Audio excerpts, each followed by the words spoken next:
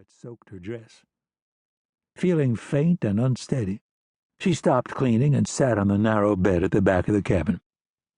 It was scarcely big enough for the two of them, especially when John tossed and turned in his sleep, which he did most nights. But even when he lay quiet, she squeezed herself against the rough mud wall and prayed to be released from her life. She ran her hand over the cradle at the foot of the bed. John had built it during a late winter blizzard that kept them inside for 3 days.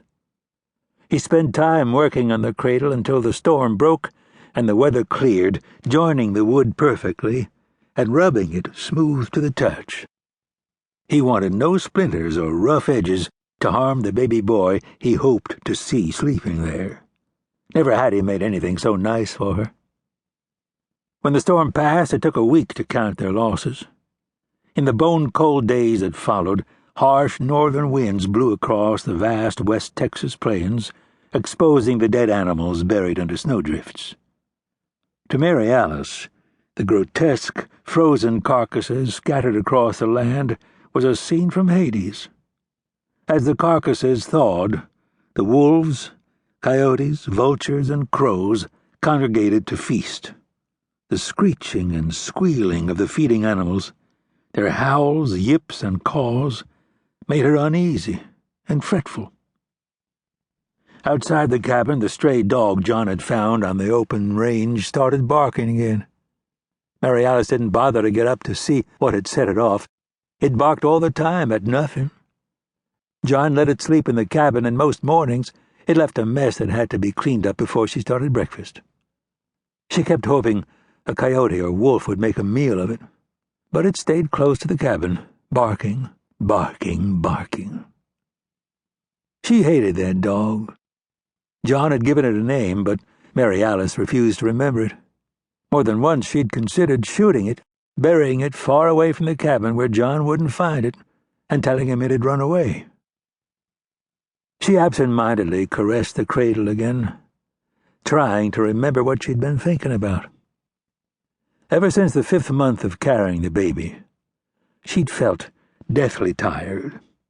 Her legs ached from morning to night, and she had constant pains in her back. The heat of late summer days, with not a trace of rain for weeks, had worn down her thin, small-boned frame even more. The baby had kicked hard all day, but suddenly shifted and stopped moving about the time she'd started dusting. Although her water hadn't broken yet, earlier she'd sent John to fetch his sister-in-law, Ida, to help with the delivery. The angle of the sun through the open door told her they should arrive soon. She wasn't looking forward to having the baby. She had tried hard to match John's happiness over the prospect of a son, if it was to be a boy, but secretly she felt no attachment to it.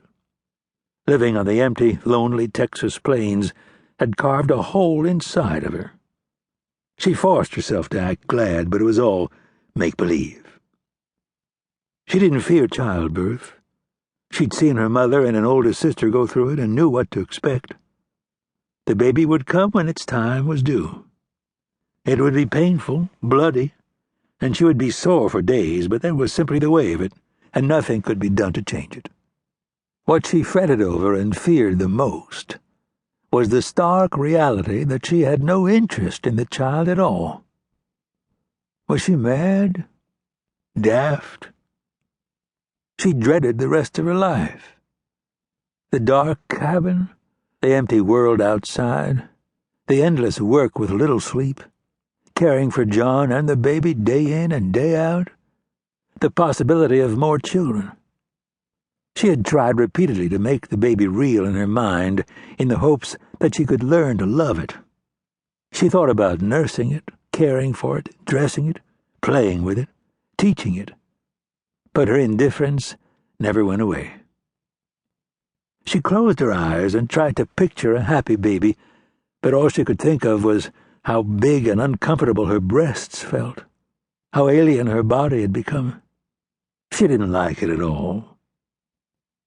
She opened her eyes and looked through the door at the small barn John had built after he'd finished the cabin. She'd begged him to put it where she could see it from the door so that it broke the emptiness of the West Texas plains and enormous, never-ending horizon.